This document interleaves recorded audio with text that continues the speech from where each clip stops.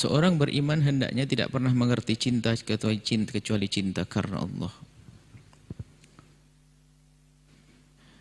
Dan hendaknya kita bangun cinta hanya karena Allah, karena itu cinta yang membawa kepada keabadian. Dan cinta karena Allah itulah iman. Cinta karena Allah itu adalah iman.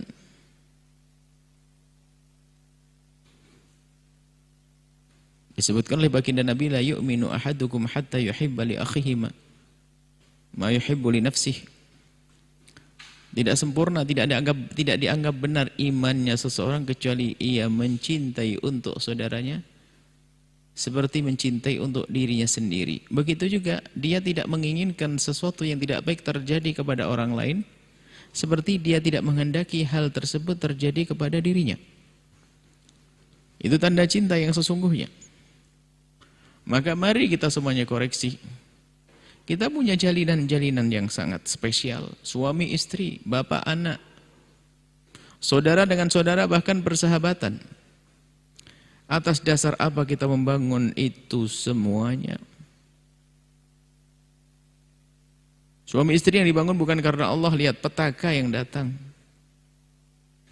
Cinta yang dibangun bukan karena Allah, lihat asasnya asas kemaslahatan. Karena tidak ada Allah di dalamnya. Bukan karena Allah. Tapi kalau cinta dibangun karena Allah, abadi. Bukan sekedar di dunia, akan tapi hingga kelak di akhirat. Ini yang hendaknya kita serukan tentang mencintai karena Allah. Kalau orang mengucapkan cinta mudah, aku mencintaimu, ana uhibbukum, uhibbukum, uhibbukum. Bahkan mungkin kalimatnya ana uhibbukum fillahi. Oke, baik. Kalimat yang istimewa, aku mencintaimu karena Allah. Diucapkan oleh seorang sahabat kepada sahabat, suami kepada istri, istri kepada suami, bapak anak, anak kepada bapak. Aku mencintaimu karena Allah. Akan tetapi, benarkah kalimat itu dirasakan? Atau sekedar dia sudah atau hanya sekedar dia kalimat yang terucap tanpa disadari?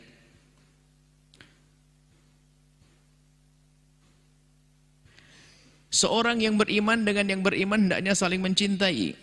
Itulah yang pangkatnya tinggi. Seorang mukmin dengan seorang mukmin yang lainnya hendaknya tidak saling mendengki. Biarpun kita sadar dengki akan ada pada kita, benci ada pada kita, maka tugas kita adalah memangkas benci dan dengki, dan itu namanya mujahadah, memerangi kedengkian dan kebencian yang ada di hati kita.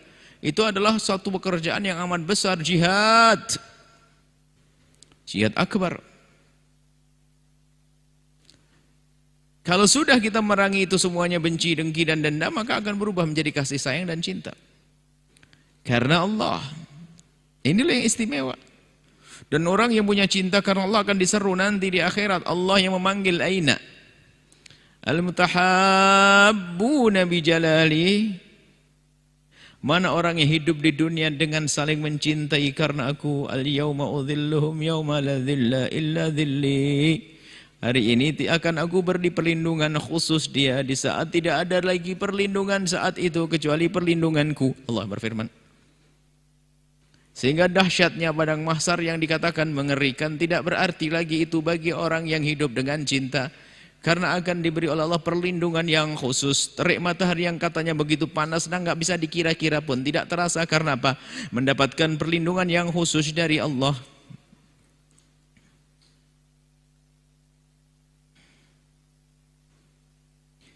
Dan orang yang hidupnya dengan cinta karena Allah, maka di dunia pun akan indah. Akan indah. Hatinya bersih. Nggak ada prasangka buruk, nggak ada benci, nggak ada dengki.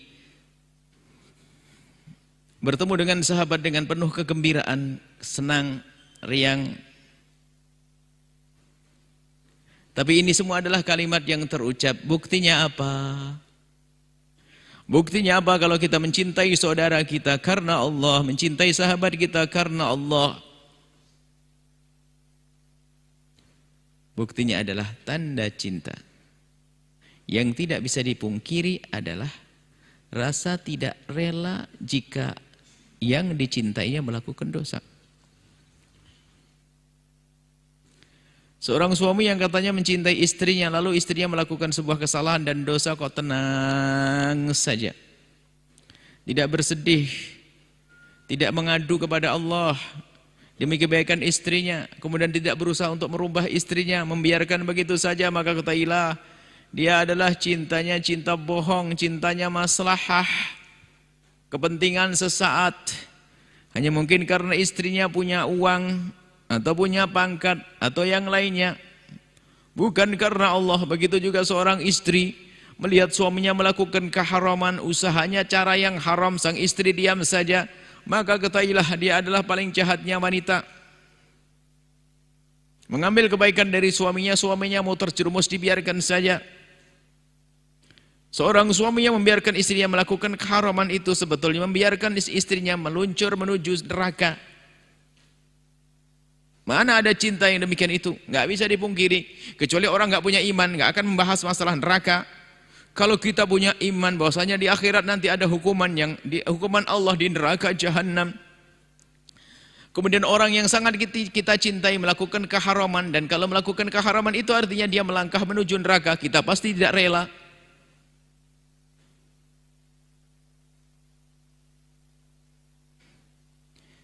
Seorang ibu melihat anaknya yang masih kecil, umur 4 tahun atau 3 tahun, dia tidak mengerti tentang bahayanya bara. Rupanya ada orang yang membakar sesuatu, bakar sampah dan sebagainya. Rupanya anak kecilnya meluncur ingin nubruk itu. Ibunya akan berkata, jangan nak, ditarik itu anak. Kenapa? Ada cinta. Padahal itu neraka dunia, api dunia. Bagaimana melihat suaminya melakukan keharaman kok diam saja? Ini namanya kurang ajar. Coba saja Anda melihat seorang ibu ngelihat anaknya makan api, dibiarkan saja. Anaknya ngambil paku ditusuk-tusukkan di pahanya sendiri, ibunya diam saja. Pasti kita akan berkata, ibu gila ini, anaknya menyiksa diri kok dibiarkan saja. Ibu gila. Gak punya cinta kepada anaknya, gak punya kasih sayang kepada anaknya. Anaknya bakar tangannya sendiri, biarkan. Karena terlihat di mata kita dia akan membakar tangannya. Sekarang pertanyaannya, kita ini biarpun gak melihat neraka, iman atau tidak akan adanya neraka? Ini kan pertanyaan. Kalau memang kita iman adanya neraka, kita tentu tidak rela jika ada sahabat kita melakukan keharaman, saudara kita melakukan dosa, kita akan sedih.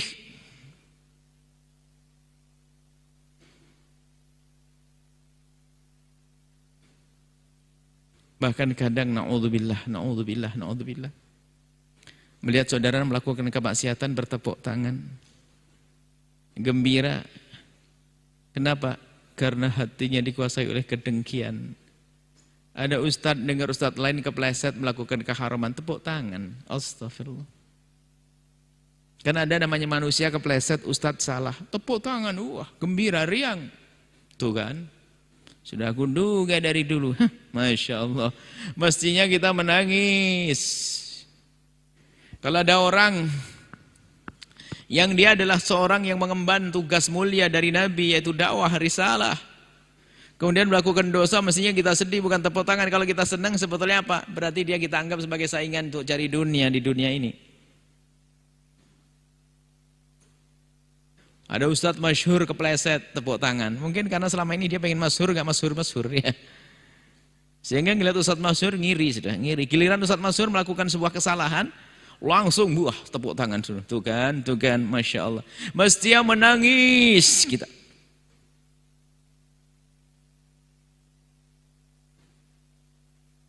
Tetangga kita bangkrut, kenapa? Bergembira kita. Mendapatkan musibah bergembira, dagangannya merosot, hancur sampai bangkrut. Lah kok kita senang, kenapa? Karena kita busuk, kita pendengki. Sebetulnya yang keropos adalah iman kita, bukankah saudara? Tetangga kita adalah umat Nabi Muhammad, dia tetangga, jiron. Tetangga adalah tetangga yang kita wajib memuliakan tetangga, menghargai tetangga.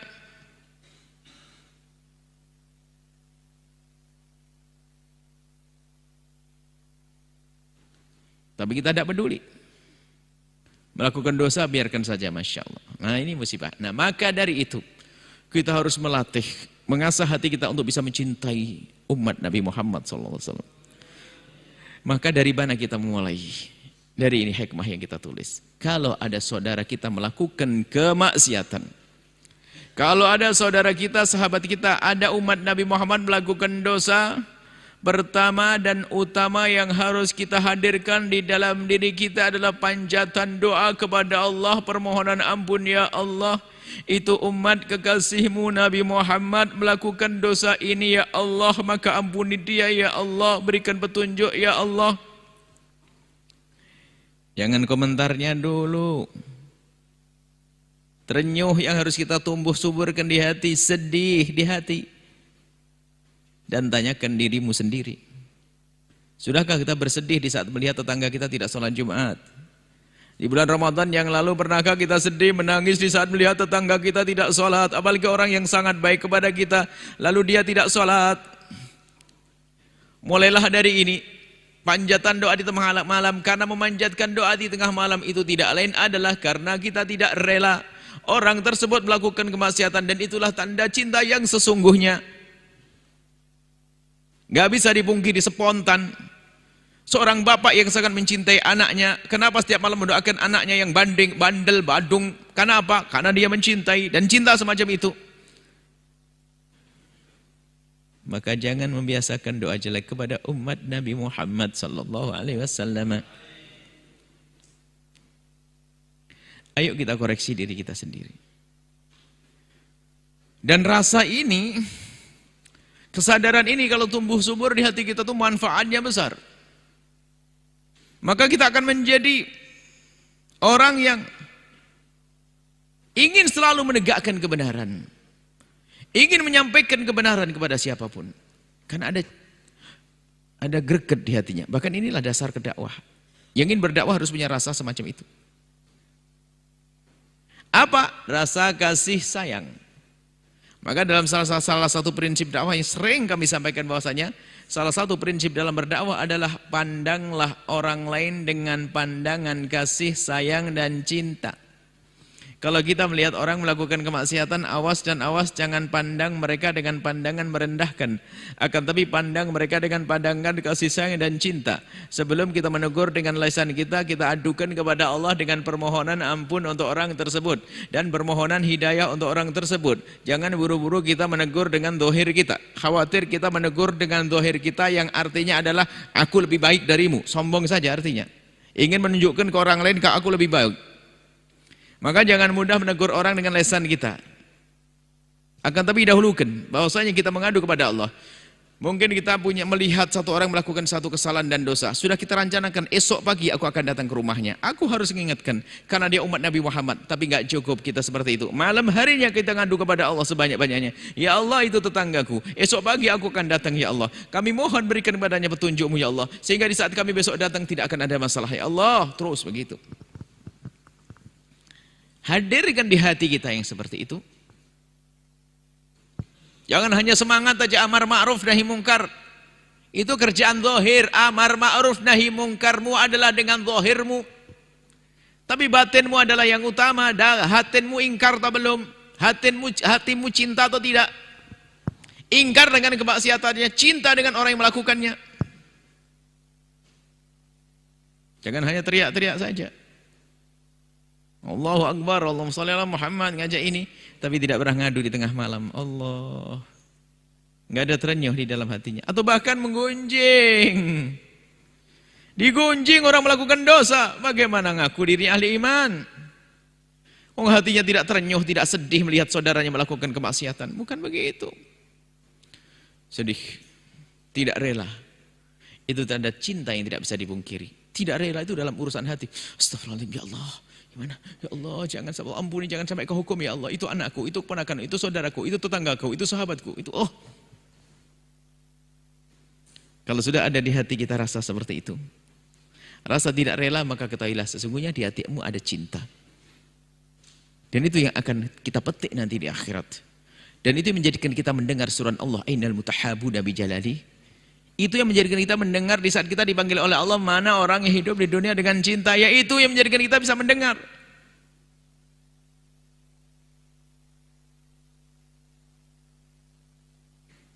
Semoga Allah Subhanahu wa taala menghidupkan hati kita, memberikan kasih sayang dan cinta, sehingga kita bisa memandang siapapun yang melakukan kemaksiatan dengan kasih sayang dan cinta. Dan semoga Allah menjauhkan kita dari segala kemaksiatan.